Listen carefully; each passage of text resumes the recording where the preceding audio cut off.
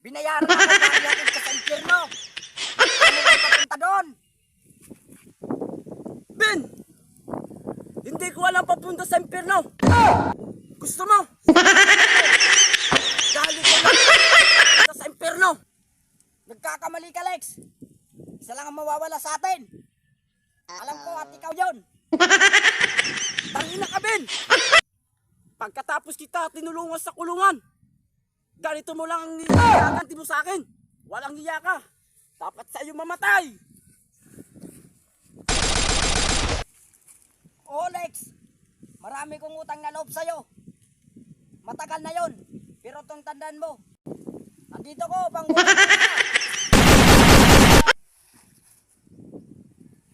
Yeah!